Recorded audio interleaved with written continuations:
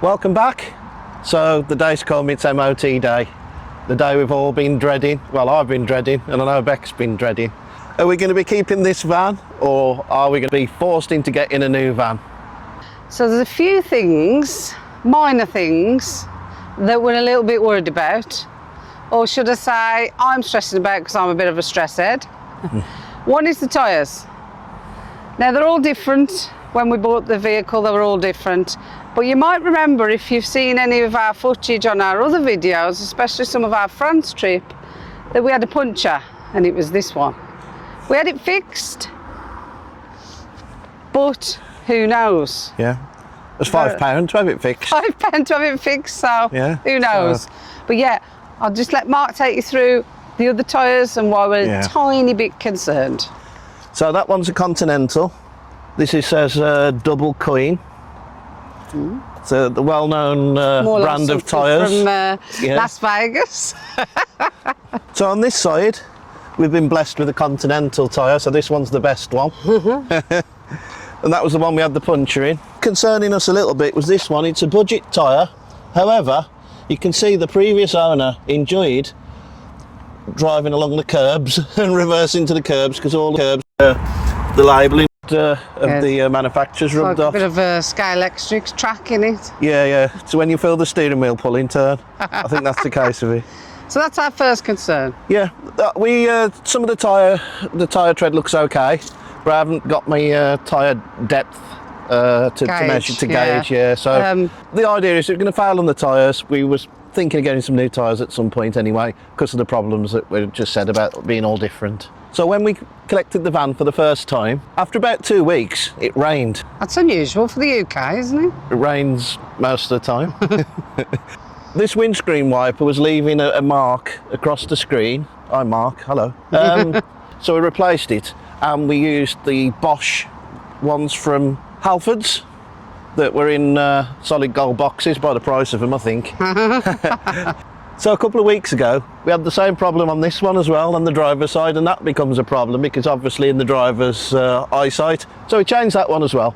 So at least we've got 2 matching wiper blades in good condition. We've checked as many things as we can, but the other thing we have checked is the bulbs. So we've obviously, once it's in the cab, does the brakes, the indicators, all the rest of it.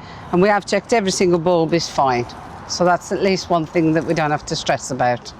Great success. Okay, so we're going to head over to the garage now to drop off Rory. But before we do, Mark's just going to take you through what the actual vehicle is. Okay, so Rory's a long wheelbase Transit Custom in bright orange glow. It's the 2-litre engine and it's a manual gearbox.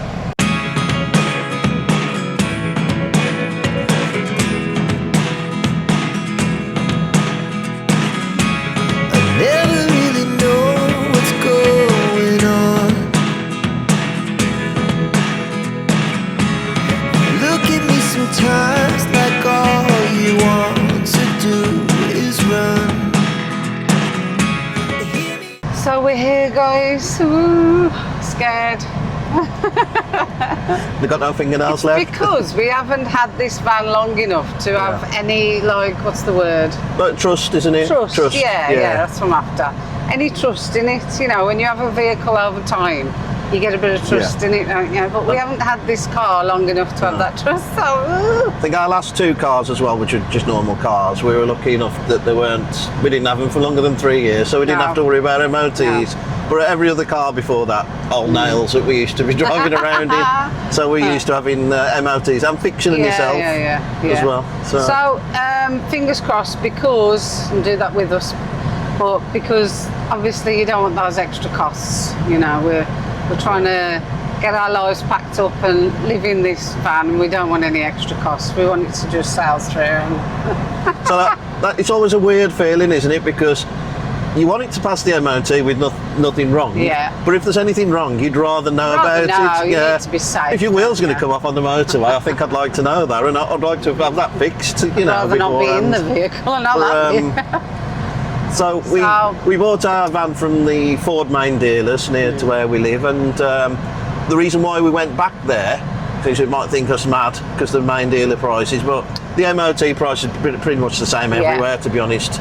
But we've got an extended warranty that we took out at the time, so we thought from this garage. From the garage. So we thought, well, if we've got a couple of weeks to get some repairs done, they're more likely to fit us in under the warranty. And obviously, your warranty doesn't cover, you know, wear and tear stuff. No. You know, it doesn't cover wet belts. But remember what we said? Yeah. This one's been done. It was done by Ford before we. Before we had it. Yeah. We've had a titanium one fitted, so you can do a 500,000 miles on it. So fingers crossed, guys. We're going to go drop it off, and we're going to go in the dealership because, as you all know, or should know by now, we love our vehicles. So we're going to have a look at some new ones. Just in case we need one. I mean, you never know. You never know. Squeaky bum time. See you in a bit. See you in a bit.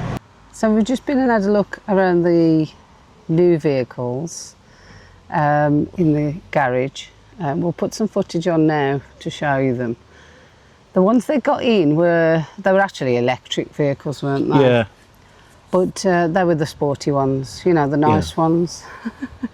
The really, really nice ones, weren't they? MSRT, and then there was a E-Sport. E-Sport one, yeah. So there was quite, I would say that the MRST, when we sat in it with the bucket chairs, it was just like sitting in a car. Yeah. So, very nice. The cab was special. Yeah, it was like a car. So what we noticed with the new Transit Customs was there was a couple of things. Obviously the cab area and all the electrics and all that. They've improved that as they improve every car, obviously, and every vehicle. They always improve the technology and that. So that we're not going to go into that. But in the back bit, there was a couple of things I was really interested in, and that was, one was the step, wasn't it? Yeah, there's like a... It was a lot lower. There's like an indent step, wasn't there? Like you get on a larger van, which was really useful. That would be really useful for me with my bad knee. There was also the back doors. Those horrible black and yellow hinge things. Those the big stays. arms. Yeah. They're gone. It's all internal, isn't it? It's all done internally, inside of their frame. Clever people. So that had gone.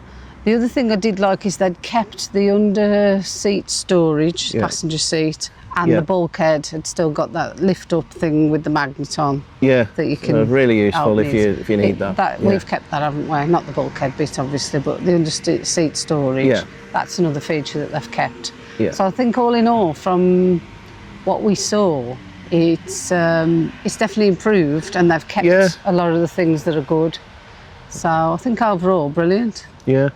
What are your thoughts about having an electric vehicle as a camper? Because the only one negative thing, and it's a big one really, it's an elephant in the room, is that you can't use, you haven't got an alternator, so you can't use battery to battery charging. Yeah.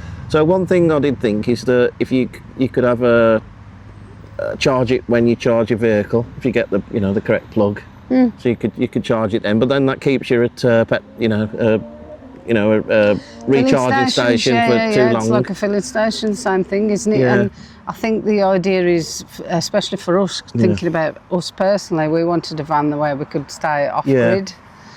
And we know with the water situation, shower and the electric now, that we can stay at least a week off-grid. I mean, you could max out your solar panels, but that's not, if you're using a lot of 240 volts. Again, you're relying on the sun, it's not, well, then you're never going to get enough from the sun, so especially in the winter time. It's a debate, isn't it? That you never know, things might improve in the future. Odd having a diesel generator feeding to charge a leisure battery up. Obviously you could have a huge leisure battery, put my teeth in, or more than one. Yeah. To get round it, I suppose, a little bit. But, somebody will come up with the way, I suppose, of tapping off the vehicle's battery or charging circuits to charge into your leisure battery. The one negative of these new vehicles is a big negative, and that is the price. Yeah, it's way, way expensive, We know the Transit Customs always been that vehicle that's like not particularly like a van. I suppose the VW Transporters are very similar, aren't they? Where they're priced as a car, really, aren't they? Yeah, I think the Transit Customs. The prices. One of the benefits of the Transit Custom over the other vans, diesel ones, is that they're a little bit cheaper, and and also the repairs tend to be a little bit cheaper over the type of it, over the cost of the vehicle, as long as you have your wet belt done when you need to have it done and keep it serviced and all that. Okay, so to fill a bit of time while we're having the van MOT'd and to get rid of a bit of my nerves, we thought we'd do a little bit of a van version of Would You Rather. Yeah, sounds like a good idea. Controversial, probably. Could be. So these questions are going to be van related, but they're going to be about any van, not necessarily our van. Okay, so first question is to Mark, and that is, would you rather have a fixed bed with a garage underneath, or a bed you make up, maybe a U-shape, that is more comfortable but no garage? So controversial on this one. That's why I asked it. Love the idea of having a garage because I like my tools and my e-bikes and my batteries. However, I do like the comfort now, so I think I'd go for a U-shaped Me too. seating area that you can make up into a bed.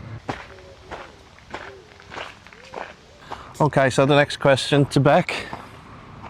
Would you rather have a smaller van, quite compact, that you can get into normal car parking space, and under height barriers, probably 2.1 metres, or a larger van that can have all of the luxuries inside and plenty of room? Be a bit more difficult to park. It's another controversial one in my opinion. Nothing to do with the fact that we've picked a smaller van, because we were originally going to have a bigger van, obviously. So my answer is the smaller van, because when we recently went to France, it was a breeze to go wherever we wanted, including in cities, in small towns, you know, park in normal spaces everywhere. So we managed to also get a lot of free parking that way. So for me, as much as I would love a luxurious, big, massive motorhome, I prefer the fact that you can take it anyway.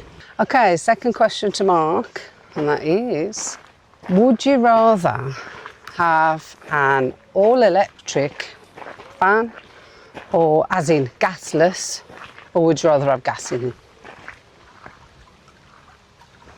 Okay, that's an easy one for me, because I would always go for gasless. So I'll just spend the money that I've saved on the gas installation on getting a bigger battery. That way we're not tied down to either refilling gas bottles or replacement gas bottles, and we all know LPG's a nightmare to get sometimes. If you want to stay off grid, then we want to move away from gas and just have electric. So the next question is to Beck again. So would you rather have a stealth looking van, or would you go for the overland look? Good question. And I guess because it's aimed at me, I'll answer it personally. I love flashy stuff, so the overland. No other reason other than I love flashy cars and loads of stuff attached to it. So I've just popped to the shop while he was in Ford. I can see he's back to the van, so let's see how he's got on. I can't tell the expression on his face. Don't know. You're holding some paperwork. I'm hoping that means that it's passed. Has it passed? What do you think? Yes. It's passed. Because you wouldn't look like that if it hadn't. It's passed, yeah. The best thing about it's passed, no advisories. So that's great, because I always want to get the advisories done. So that's us then for another 12 months. Yay. Happy campers. Yeah. There's the all important word, pass. And recorded mileage. Okay, so really glad that I say that a lot, don't I? Really glad that it's past the MOT. It's a real big weight lifted off our shoulders. I mean, if I had to rate the day, stress level for me would be out of 10, 15. What about you? Less than that, I think. So, go on, give it a number. I'm going to say an 8. Okay. New van temptation? I'll give that about a 13 for me. I do like my new vehicles. I'd say a bit less, because we haven't finished this one yet, have we? So I'm thinking, I'm going to start again. But yeah, no. but it's new. Yeah, well, And then, hope you like the new challenges. We're thinking about mixing it up a bit and doing a few more of those types of things, aren't we? yeah, make it a bit more interesting more and interesting a than little that, bit yeah. more engaging for you guys to watch. So Watch let it. us in the comments. Tell us in the comments what you thought. And obviously, if you like this type of video, please consider subscribing. If you already do, thank you so much. Thank you. Thanks for the support and always thinking about a log. Thanks for watching. We'll see you on the next one. See you next time. Bye.